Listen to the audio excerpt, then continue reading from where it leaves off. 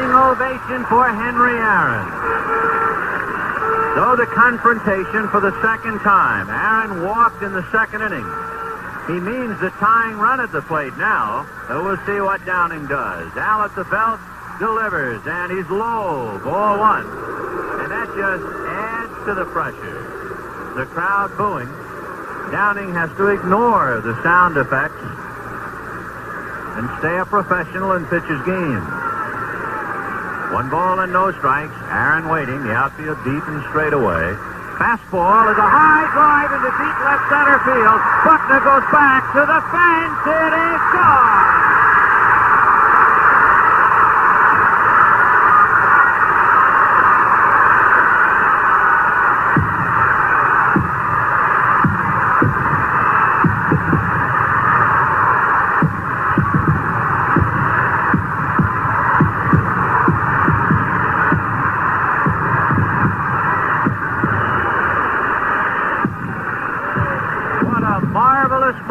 For baseball, what a marvelous moment for Atlanta and the state of Georgia. What a marvelous moment for the country and the world. And welcome to another edition of Two Steps Ahead podcast. Two Steps Ahead podcast, encouraging you to take your passion, make it happen, and let yourself be great. I'm Son Edom. And on the show, we're going to be talking about a couple of things. One is about being frustrated and frustration and how to handle and manage our frustration, especially when it isn't us causing it. It's that frustration that is beyond our control, out of our hands. So we're going to be talking about that. But first, there you heard Vin Scully on the call, legendary play-by-play voice of the Los Angeles Dodgers, when Hank Aaron, who was playing for the Atlanta Braves, hit his 715th career home run, passing the great Babe Ruth for the all-time home run record, which has since been broken by Barry Bonds. But the All-Star Game recently, Major League Baseball All-Star Game, recently took place in Denver, Colorado. Now, we know it was supposed to take place in Atlanta, Georgia, and that's why they were honoring Hank Aaron amongst one of the reasons. It was because Atlanta was supposed to host it. And if you've been following the news, you realize that Georgia has passed some laws regarding voter registration and voter IDs. And, of course, the Democrats and the woke culture, as they call it, was outraged. And Major League Baseball, in their wokeness, decided to take the Midsummer's Classic and take it out of the predominant black South and put it into a city that is predominantly white out west in Denver, Colorado. They wanted to go ahead and honor Hank Aaron, who I think, when you talk about the greatest of all time, it's hard to do that. It's hard to talk about the greatest of all time because sports in general go through different genesis. They go through different eras. They go through different evolutions, okay? But I think Hank Aaron, baseball-wise, is the best player because in baseball, you can compare statistically from one era to the next. Now, granted, you have things like the dead ball era, and you have the live ball era, you have the steroid-induced era, and so you do have some things that have kind of put their mark on those statistical records. You have games, number of games.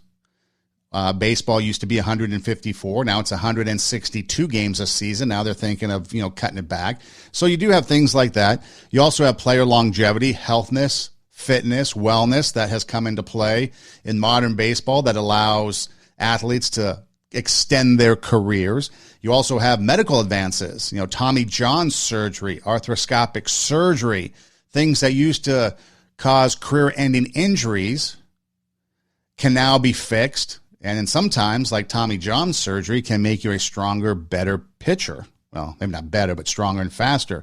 And in fact, it's sad because youth baseball, a lot of parents, I heard at one point, there was a story or an article or a trend, I guess you can say, where high schoolers, their parents wanted their kids with perfectly healthy arms to undergo Tommy John surgery so that they could be faster, pitch faster.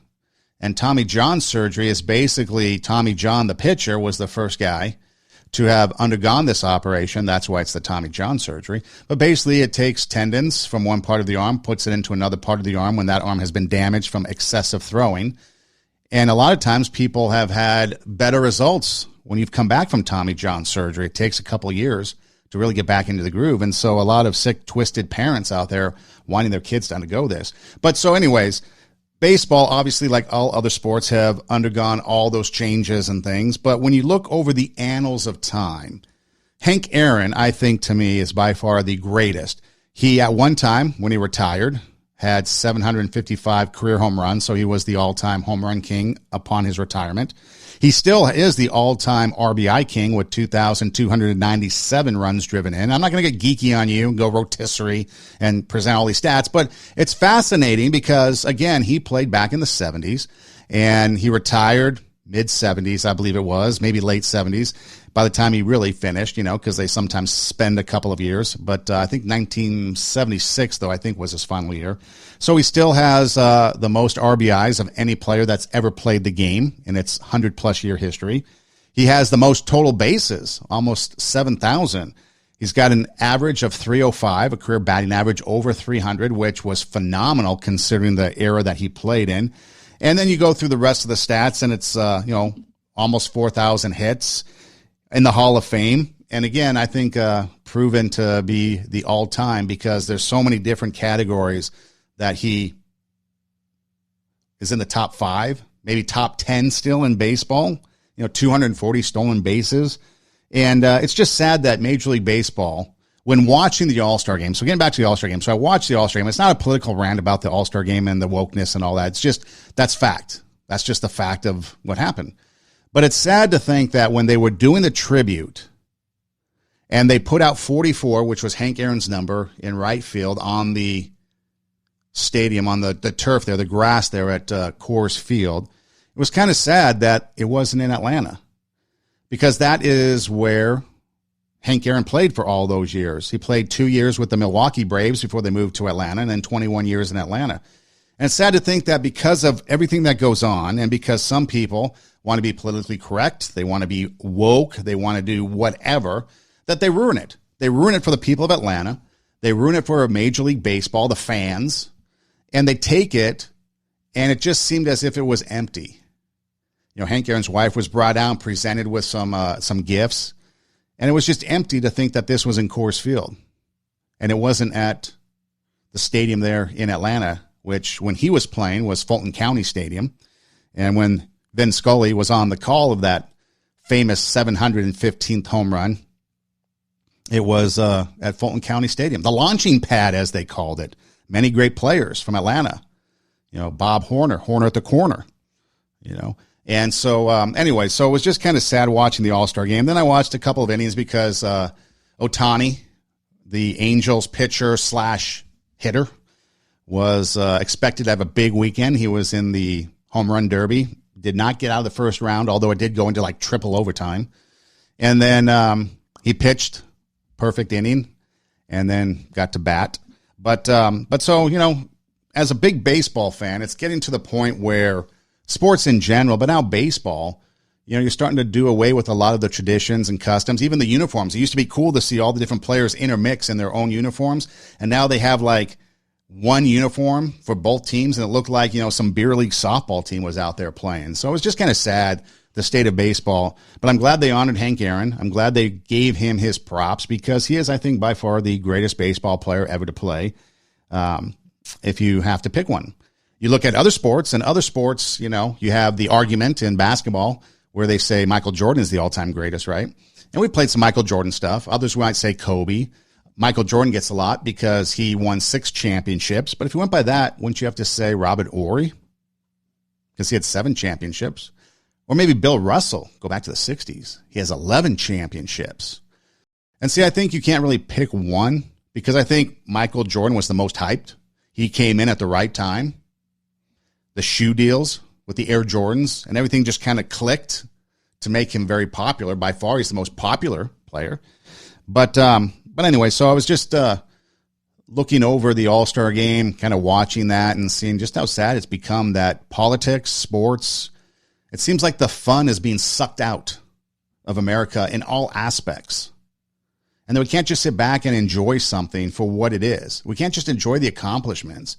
You know, in that play-by-play piece, I cut it off because it's rather lengthy, but Vin Scully goes on to say, you know, it was a celebrated night in America, not only for Hank Aaron and his family baseball, but for the fact that a black man in the Deep South was having a standing ovation. I mean, think about it. Mid-70s, we're just coming out of the 60s, and you have a black man in the Deep South with a standing ovation, people applauding him. I think that's a good thing.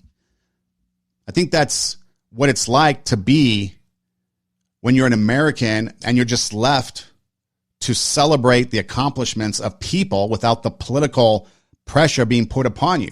At that moment in time, nobody cared what color Hank Aaron's skin was. They didn't care.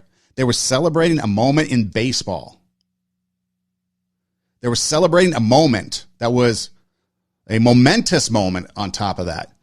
But nowadays we have to sit there and we look at the Olympics coming up, and it's, you know, first transgendered woman to be in weightlifting. And then you've got, you know, this person turning their back on the flag while they're at the Olympic trials after finishing third. Okay, if you are finishing third in their hammer throw at the Olympics, I guess you're going to turn your back on the flag because that's the only way you're going to get recognition and your 15 minutes of fame. Because if you finish third in the hammer throw at the American trials, there's no way you're winning in the Olympics on a national stage because there's so many other better people than you. So I guess that makes sense. But why do you want to represent a country that you don't even appreciate, that you turn your back on? That's like turning your back on the family, on your family. Turn your back on your family and then go and say you're going to represent your family at a function. Would your family go for it? In a lot of cultures, in a lot of communities, they wouldn't. Family is everything. And yet the politics of the world, the politics of our country have mired us so much in a lot of filth that we can't even celebrate Hank Aaron, a black man who had a standing ovation in the Deep South in the 70s, as Vin Scully described it. And you can look it up on YouTube and see the whole video call yourself. But we can't even celebrate that this many years later in the city because baseball decides to be woke, as they say. But that's just a thought to start off the broadcast, start off the podcast. What I really wanted to get into was, though, being frustrated and frustration and how to deal with that. There's been a lot of things going on in life that really has become frustrating.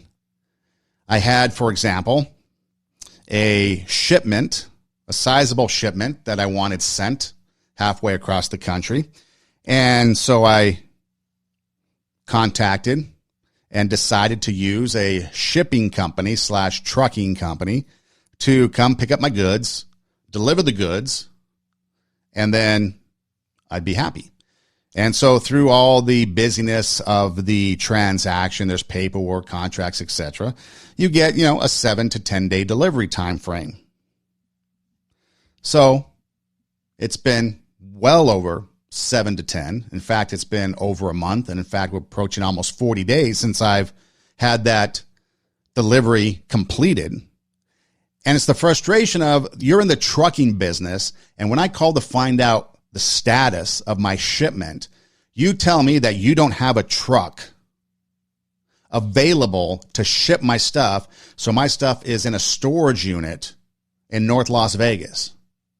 Why in the world are you in the trucking business, in the shipping business, if you don't have the materials, the resources, whatever it is that you need to complete the job that you were hired to do, the job that you took on? Then why are you in that business? And then to compound it, so that's all you get. You get the runaround. Well, we don't have a truck. Well, a truck is here or a truck is there. So you have this incompetency going on. And that's where the frustration comes from, because every time you call them and you try to inquire about an update status of what's going on, all you get is incompetency. There within lies the frustration, not a part of anything I can do about it. Sure, I can maybe fly there, get my own truck. So I'm going to fly to Vegas, get my own truck and ship it out, drive it myself. I probably should have done that from the beginning. And then, of course, people will say, well, did you do due diligence and research? Well, I did. But then as it turns out, the original company I contracts with subcontracted without me knowing about it to another company.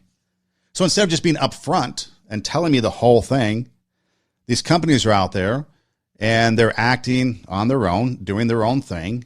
And when you call them on it, nothing they can do. They're, oh, sorry, we're sorry. You know, a meaningless apology that goes nowhere. And yet I'm left with the frustration of trying to figure out, when's my shipment going to get here? When can I expect it? And so a lot of times in life, that's what happens.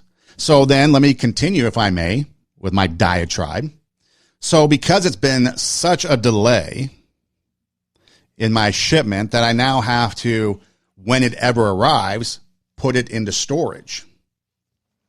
Well, I call the storage units, different companies around town. Hey, so can you give me some information on your storage units? Like, how many cubic square feet do you have? Well, we don't know. Why don't you just come and take a look and see if it fits? So you're telling me that you can't tell me what kind of cubic square feet you have in each of your different types of storage units? No. Can you tell me the sizes of your storage units?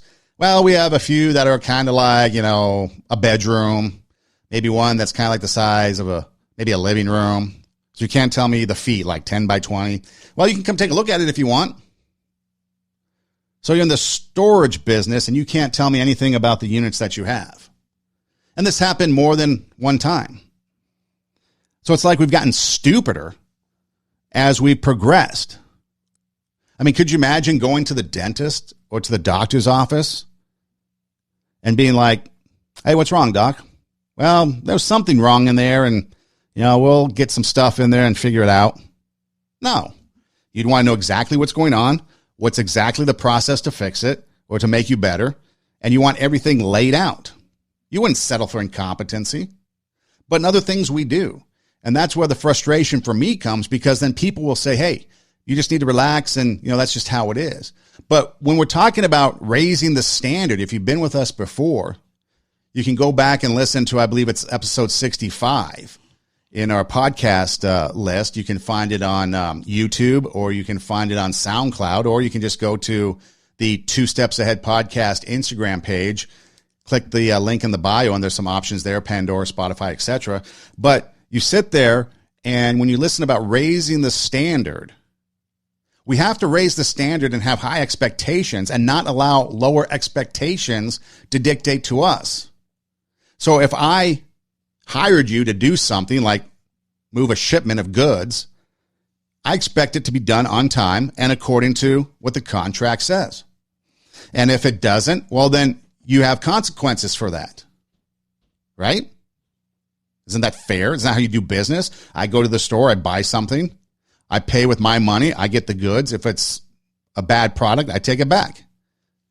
And so that's been going on a lot in life lately, the last month or so, 5-6 weeks. A lot of frustration, not because of me and things that I've been doing, because I've been trying to do my due diligence, but because other people are dropping the ball. So what do I mean by that? So if you're still not really kind of understanding what my frustration or what I'm talking about, maybe this will help. Hi, Ray Romano here to tell you all about Frustrated. What is Frustrated, you may ask? Well, let me tell you. Frustrated is... Ray! Oh, Ray!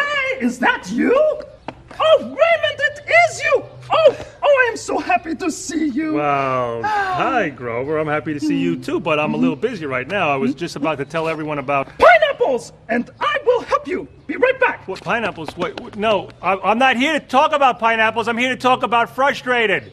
All right? Okay, well, where was I? Oh, yeah, Frustrated. Frustrated is a feeling you get when... Ray! Oh, Ray! Here you go, Ray. A pineapple to help you with your explanation of pineapples. Careful, it's a little prickly. Well, okay, but I'm not here to talk about pineapples, Grover. I'm here to talk about... I know! You are talking about ways to keep your head warm. And I will help. Be right back. Yeah, but what... No, okay, let me finish this before he gets back. Frustrated is a feeling you get when you're trying to do something, but you can't seem to... Oh, Raymond! Here it is, Raymond! A hat! Yeah, but I don't need a hat. Nonsense! Of course you need a hat if you're talking about ways to keep your head warm. Now here, lean over. Well, Put this on. I don't need Come this. on now. I don't Yes, you do. need it. Yes, you do. Come on. Put it on. Come on, do as Grover says. Okay. There. Right. Now, isn't that toasty? Ha ha ha ha. Yeah, but I'm not talking about ways to keep my head warm. No?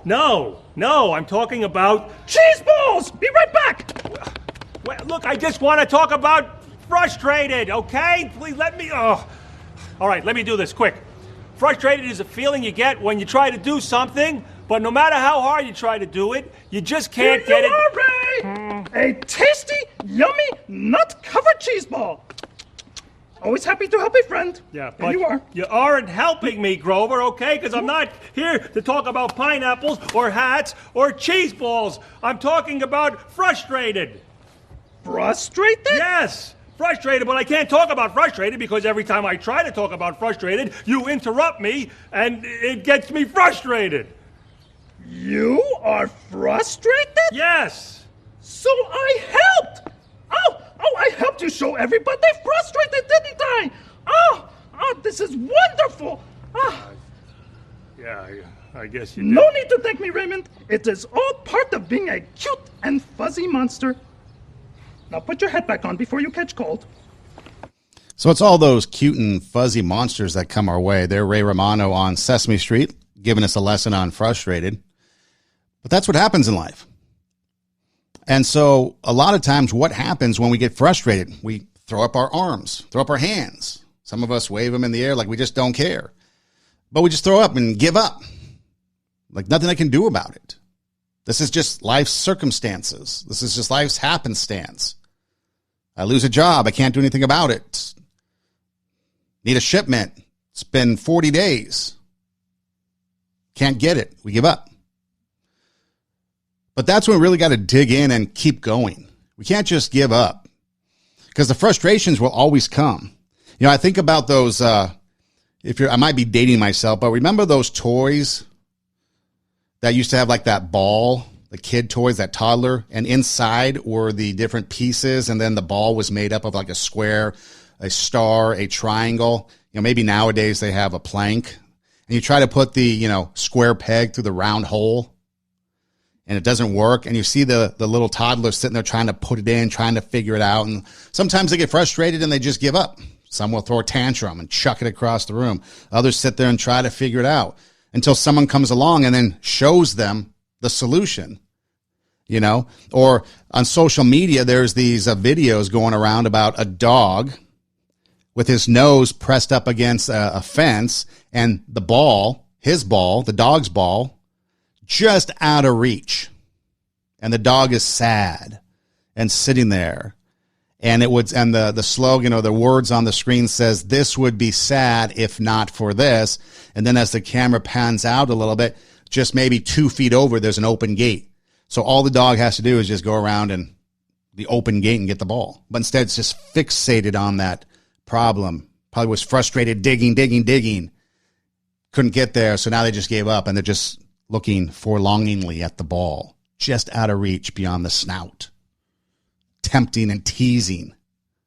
And then you just go maybe 1 foot over, open gate, boom, you get your ball. And that's what we have to do. That's what I'm starting to realize. I'm starting to realize that we have to find the solutions. And sometimes it's tricky to find those solutions to our frustration.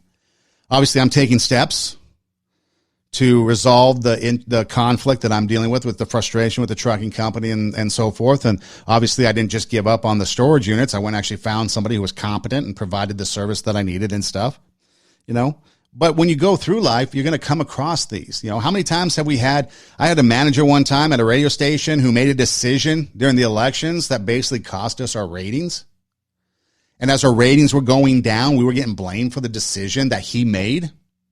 So finally, I just said, fine, I'm going to speak out. And so in a meeting with all the managers, I just said, hey, it was his decision to do this.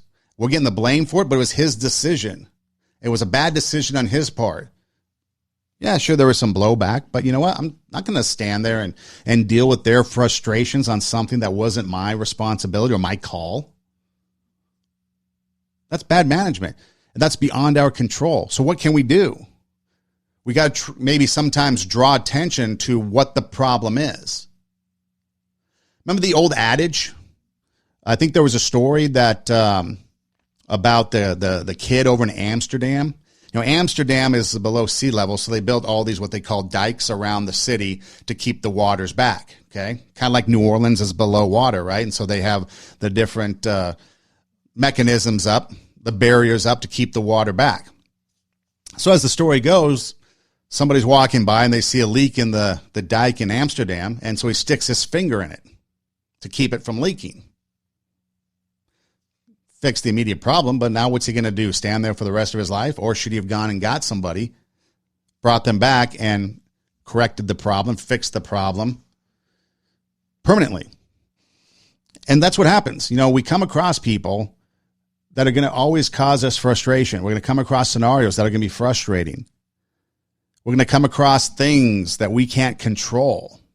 People that know me know that I like to, and I talk about it a lot on the podcast, that I like to talk about reason, or look at things through reason, and look at things through common sense, which seems to be going out the window these days. So reason and common sense.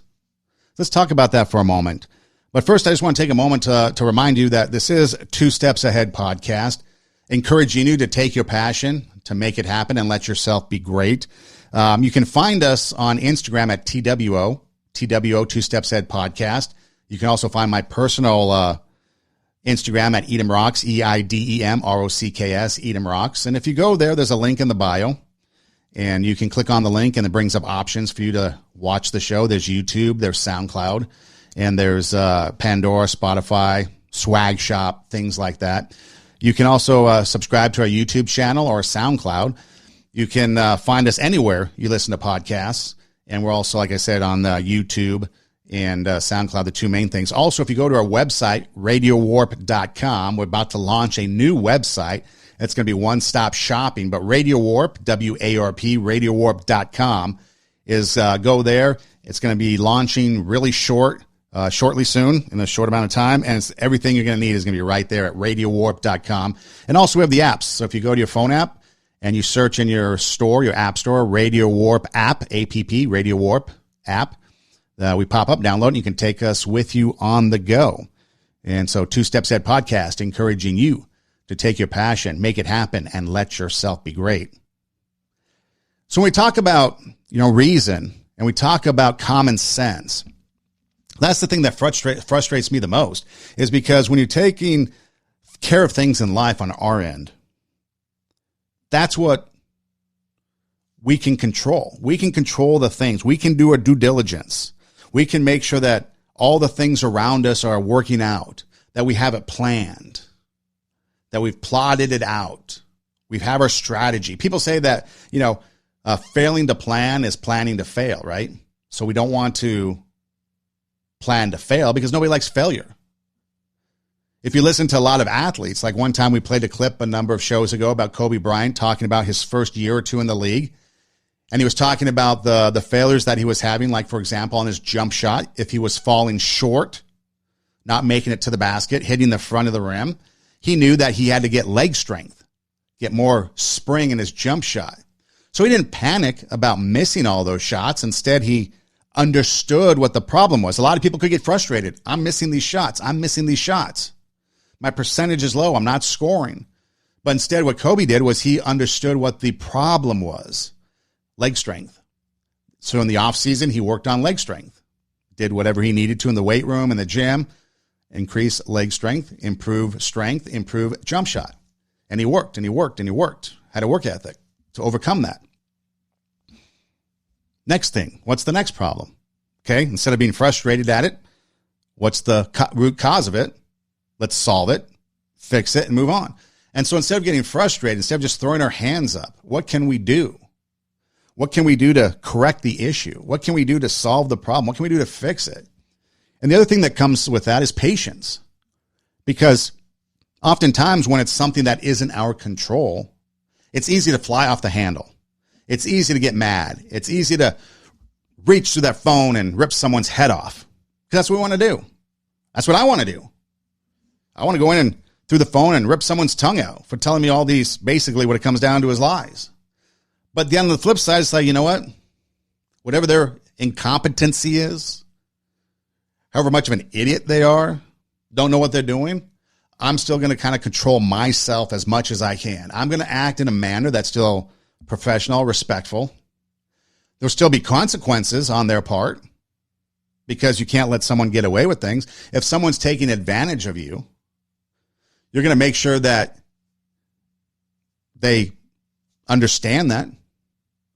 And oftentimes, they might have consequences for that. If a friend is abusing the friendship with you, you break it off.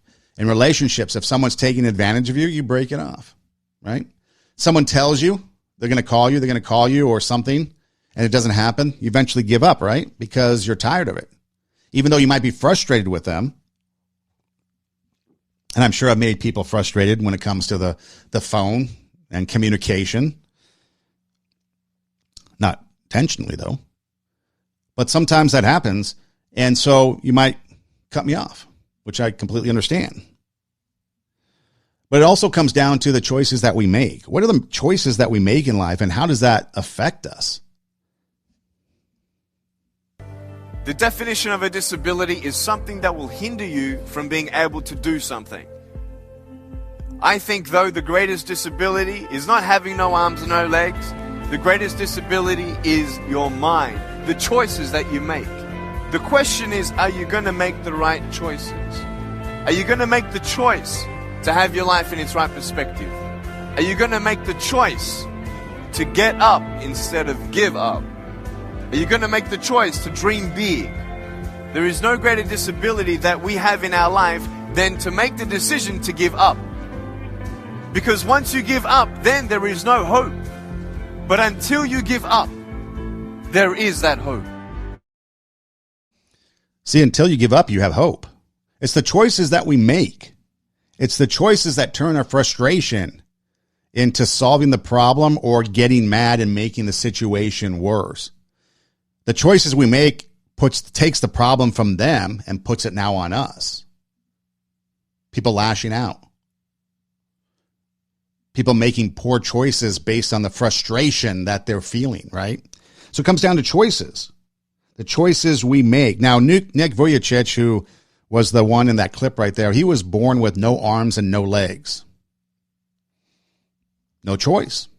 It's not like he endured any accident or disease that caused him to lose his limbs. He was born without it. At the age of 7, tried to drown himself. And now he goes on to be a motivational speaker. Knows how to swim. I think he's tried to drive a car. He has a family. And so he's trying to live his best life. But he tried to give up.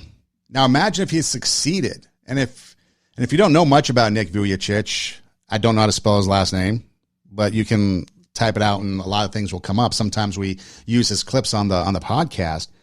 But imagine all the lives that he has impacted, or anybody, put in anybody, insert anybody that has had a huge impact on someone's life, right?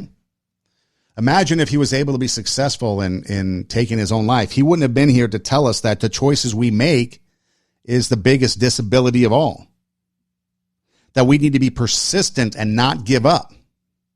Persistent, not give up. Keep going, keep going. Because we've learned before that when we give up, that's when failure sets in. You don't fail because it didn't work out. You fail because you give up.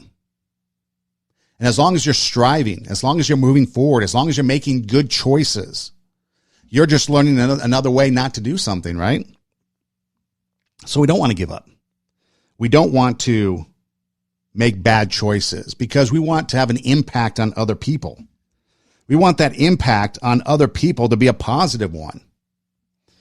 So in the last few weeks, as all this frustration stuff was going on, a thing popped up on social media, and it was basically somebody announcing that someone that I knew back in high school and college, an adult that I knew, had passed away.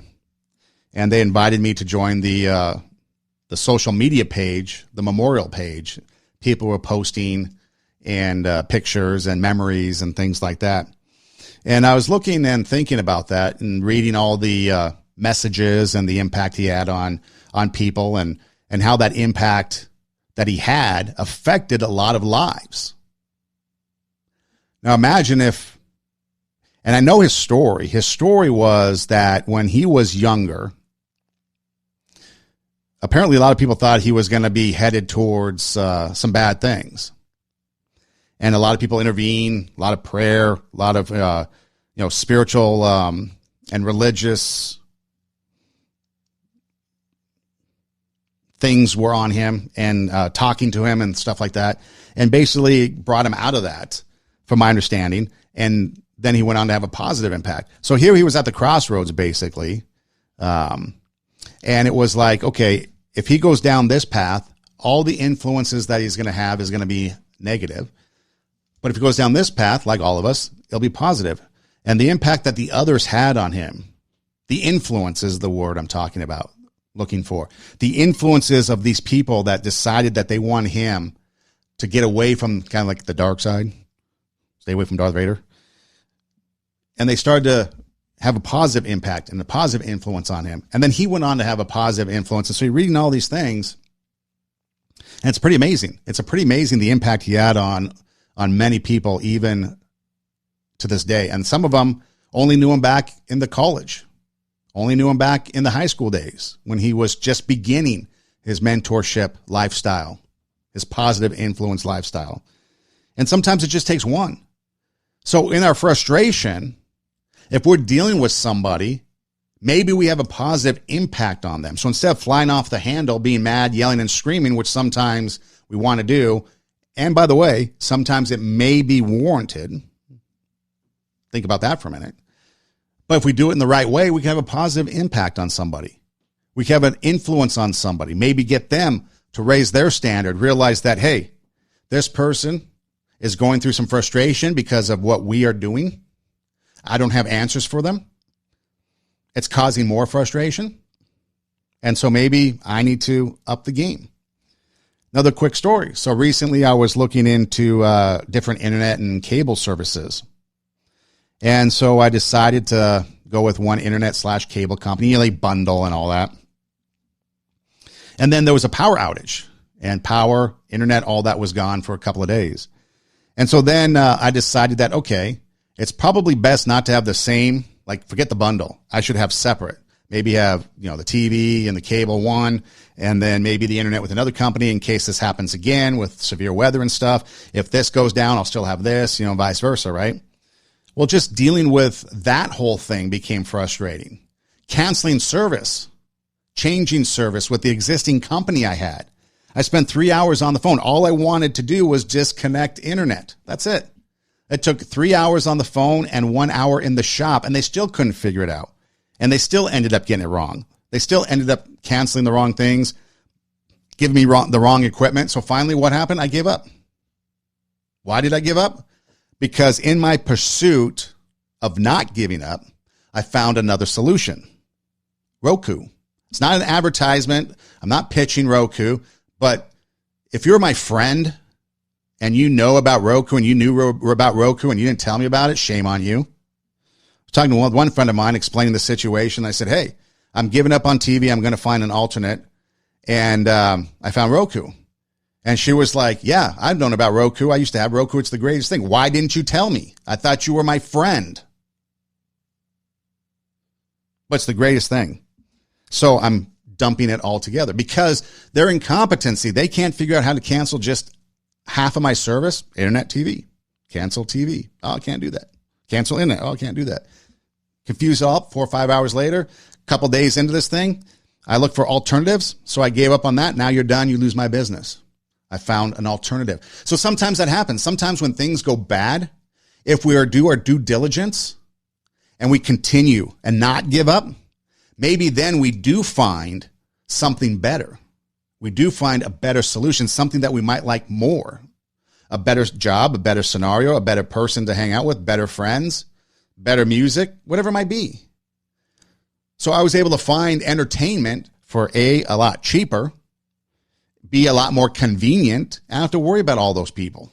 I have to worry about all that nonsense, all that incompetency of sitting them and watching them on the computer. Oh, that's not working. Oh, I'm sorry, I can't do it. Oh, we did this. Oh, we did that. Okay, you're good to go 2 days later. Oh, no, you're not good. What? Nonsense. So I gave up because I found a solution. But what is the impact we have on others? As we're going through our frustration, as this guy on social media that's being memorialized, and all the good things people are saying about him, talking about him, the impact they had in his life. What is the impact? And in the end, as this guy, as he passes away unexpectedly during surgery, and people are talking about the impact on their life, what is it that is the actual impact that we have? What is impact? Impacting others. What is that? When we're laying on our deathbed, you're not going to worry about how much money you had, how much power you had, how much prestige. You're going to see that that was all game, that was all an illusion. The only thing that's going to matter is the impact you had on other people's lives. We are all on a separate journey. But the beautiful thing about our life here on this earth is at my funeral, they ain't going to talk about my success. They're going to talk about who Nick was and how Nick lived and how Nick loved and encouraged. Success is incredibly important, but even more important than success, it's having an impact. It's knowing you haven't walked the planet in vain. It's knowing that because you've been here, you've blessed lives, you've developed people, and you have made the world a better place. The effect you have on others is the most valuable currency there is. Everything you gain in life will rot and fall apart, and all that will be left of you is what was in your heart. Because what's in your heart is who you are. What kind of impact you're going to have. How are people going to remember you? Are they going to remember you? And that's a dangerous, slippery slope, because when I think about my life and the impact I've had on people, I hope it's a good one. I think it is. I think I've tried to be more positive and have positive impact. I'm sure maybe some people caught me on the wrong day and it wasn't a good day. And maybe they think about me negatively. I hope that's not the case. It wasn't intentional if that is the case.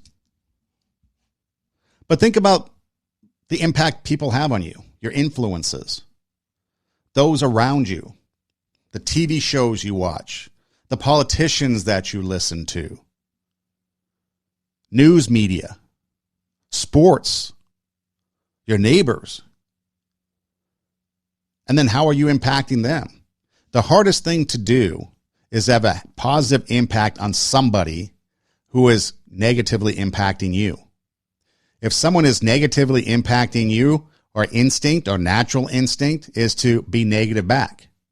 But when we return kindness and goodness to those people, that makes a huge impact whether they understand it or not. And they might not immediately that day or in that moment understand it, but maybe down the road it'll click. And they'll be like, you know what? I was truly mean to them, but they were kind to me. That's something different.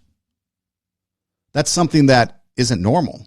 And see, a lot of times people, think about the abusive dog. So the abusive dog is taken out of that abusive home, and you, as a loving person, want to go pet the abused dog. What does the dog do? It cowers. It shies away. Why? Because that's what it's used to. Even though we're trying to show love, it still cowers in fear. But then what happens? Eventually, the dog warms up, starts to realize that, wait a minute, this is somebody different. This is somebody who's going to treat me with respect, with love, with kindness, with gentleness. The dog warms up, and the next thing you know, the dog is licking you all over, and you guys are BFFs, part of the family, fur baby, right? People are the same way. Now, hopefully they're not licking you in the face. But people are the same way. They might be used to something. Abuse, negative, hurt feelings, bad words, evil words, a sharp tongue against them, whatever it is. And us being kind might eventually break that down. For example, when I first started working at a sports station in Los Angeles, I was working the weekends, and there was a weekend show with a host. And the host was a crotchety old guy. I didn't really know him. And the relationship between the crotchety old guy host and the current technical operator, the board operator, the guy that was running the show on the board like this, board operation. Anyways, there was a bad relationship because the crotchety old guy would demand things, be mad, and all kinds of stuff. And the board operator, the second guy, would reciprocate. So, for example, we play bumper music, which is music basically between commercials and show content. And the host would make a request. Hey, it's too loud. It's too long. Can you please do this, do that? And so the board operator, instead of just complying, would play it longer, play it louder, do the opposite, make the guy mad, make him more angry, more crotchety. And so it was my turn to work with this guy. And that was going to be my job. And so what I decided to do, and people told me, beware, he's a bad guy, he's evil, bad attitude, he'll yell and scream and all this. And I decided that what I was going to do was I was going to just be professional and do my job. It didn't matter what he said. It didn't matter how he said it. I was going to do my job. You want your bumping music lower? I'll lower it. You want it shorter? I'll shorten it. You want something else? Whatever. I'm just going to do my job to the best of my ability. And then one time he had a cat. And his cat died. And apparently people were kind of making fun of him and his cat for dying, which is cruel. But anyways, and I literally said, dude, I'm sorry to hear about your cat. And he snapped at me. He's like, what do you mean? I'm like, oh, I heard you had a cat that you really liked, had a long time, and passed away. And I'm just giving you my condolences. I didn't snap back or anything. I was just, I'm sorry, dude, your cat died. That sucks. He's like, oh, okay. Because see, that was that kind of battered puppy syndrome. He's used to people coming at him. Negative. So he's conditioned to snap back. So then over the course of working together, we built a reputation, and it kind of finished because I was moving on to another show and he was doing some other things. But we ended up at the media room at Dodger Stadium talking for like 2 hours during a game. He was telling me his life story, college days, how he got into radio, all that stuff. And all I simply did was just act professional, give him respect. The respect that comes. Now, respect is earned, trust is earned, all that. But when you enter a working situation, a working relationship, immediately there is a certain level of professional respect and professional courtesy that you give. I was just giving him that. Eventually, it wore him down, and we were able to have a good relationship. Sure, there'd be times he'd still snap at me because that's just who he was, but it didn't bother me. I didn't take it personally. I was like, you know what? I'm just doing my job.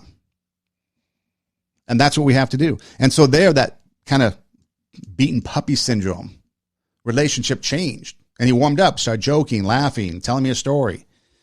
And then I moved on to something else. And every once in a while when I'd see him, we'd still talk. But people have value. People have worth. And that's what we have to remember. Even in our frustrations, when we're trying to impact somebody, we have to remember that people have value. People have worth, no matter who they are or what they are. And we see homeless people on the streets and we want to think negatively about them, like there's something wrong with them. And there could be some mental health issues. Could just be the fact that rent is too damn high. Working 2-3 jobs, there's not enough hours in the day to make more. But there's value in these people. There's worth in these people. There's nothing we might be able to do. The only thing we can do is maybe smile, say hi. Acknowledge them. How many times do we walk by somebody with a sign that says, please help, I'm homeless, can you give me money? And we kind of turn our head. We don't want to talk to them. Don't make eye contact. But what if it's just a smile? Enrich their lives, because it's been a while since they've seen someone smile at them. What if it's just, hey, hello? What if it's just giving a water bottle? I don't know. We have to be careful. We don't want to put ourselves in danger. Don't take candy from a stranger, right? That's what we're taught. But what if we just did that? What if we took life and our mentality towards life, and we had it so that our mind was one that would allow us to make the decisions, to seek the answers, to do things that had a positive impact on other people's lives. If the lion is the king of the jungle, how can he be the king of the jungle? If he's not the biggest, the elephant is probably one of the biggest. He can't be the fastest because that's a cheetah. He can't be the smartest. So he's not the biggest, the fastest, or the smartest. So how does the lion become the king of the jungle? His mentality. That's the only difference of a lion and an elephant. When a lion walks up and sees an elephant, he thinks lunch. An elephant thinks run. Because when a male lion walks up, he may be outnumbered by a pack of hyenas, but I'm king of my jungle because of my mentality. The mindset sets the table for us. The mindset is going to set the table on how we deal with frustration. Are we going to allow our mind to just give up, throw our hands up, get mad, chuck the thing across the room, whatever the case may be? Or is our mindset going to be, okay, this is a difficult situation. Yeah, I'm mad. Yeah, I'm going to let that anger come out in a productive way, a constructive way, whatever that might be. Maybe go hit a boxing bag, one of those big heavy bags, run, whatever. But I'm going to try to find a solution because that's my mindset. I'm not going to give up. Life has got me down, but I'm not going to stay down. I'm going to find a way to get back up. That might include sacrifice. That might include having to do things that we're not normally used to doing. That might include working on the weekends, working overnights, whatever it is. We have the mindset to be and to beat that pack of hyenas, to be that lion, and to think that whatever we do, we're going to attack life and make the most of it. We're going to be an impact. We're going to raise the standard. We're going to allow people to see the greatness in us. And hopefully that we use that to inspire other people so that hopefully people can raise their standard as well. We're not going to let frustrations get us down. We're not going to let the things of this world, the things that we can't control, keep us down. But instead, we're going to keep fighting, keep scrapping, keep going after it. This thing doesn't work, we're going to try that. We're not going to give up. And the other thing, most importantly, is that we have value. Everyone has value. I played this clip before. I want to play it again, but it represents just the value in you. If you don't know you're valuable, if you don't know you're worth it, this is for you. Let me speak to that person that feels like they lost their worth and their value. This is a dollar bill. Now, if I go to the store and there's something for 90 cents, can I buy it with this dollar bill? Okay, all right. So if I go to the store and there's something for 85 cents and after tax, it ends up being 96 cents, can I buy it with this dollar bill? Okay, all right. So what if I ball the dollar bill up? Think about it now. Like, I just balled the dollar bill up, so it can't be worth $1 now. It's probably worth like 95 cents, right? How much do you think it's worth? $1. Listen, y'all gotta pay attention. I just balled it up, so clearly it's not worth $1 anymore. All right. So maybe, what if I step on it? What if I stomp it? I just stomped it. How much is it worth now? Maybe 65 cents, 68 cents? It's still worth $1? Okay, what if I ball it up? What if I stomp on it and then I put it in the trash can and it's in here with some trash and it's around some beer and some gum and a bunch of other nasty stuff and some guy off the street pulls the dollar out, unfolds it. How much is it worth now? Maybe 82 cents? And come on, at least 92 cents? It's okay, all right, so what if I ball it up? What if I step on it? What if I put it in trash and then, watch this, I tear it in half? Think about it now, right? How much is it worth now? $1? I could tape it? Whoa. Shh. Wait. Wait a second.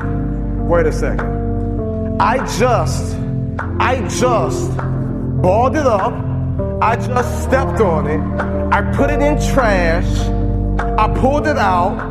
Then I tore it in half. And you mean to tell me I can pick the dollar up, I can wipe it off, and I can put some tape around it, and it's still worth $1? then why, if this dollar doesn't lose its worth or its value, then why do you feel like you've lost your worth and value? Because many of you feel like you've been stepped on, you feel like you've been pushed aside, you feel like you've been abandoned, you feel like you've been talked about, you feel like you've been abused, like someone took from you, someone hurt you, somebody took advantage of you, and deep down inside your core, you feel like you've lost some of your value.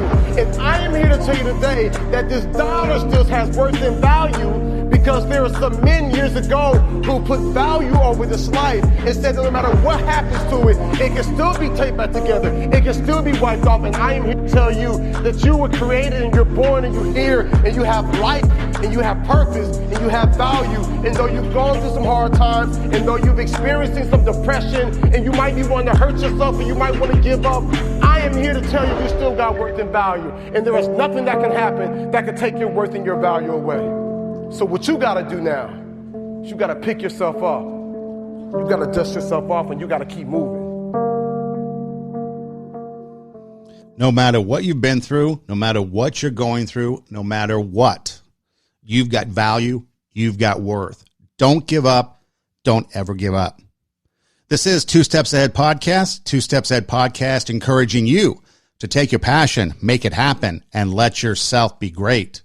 Hey, you can check us out on Instagram. We've got two sites, the show site, TWO, Two Steps Ahead Podcast, and then my personal site, Edom Rocks, EIDEMROCKS, Edom Rocks. If you go to the link in the bio, it's a Linktree link, and it brings up several options. There's the YouTube and the SoundCloud.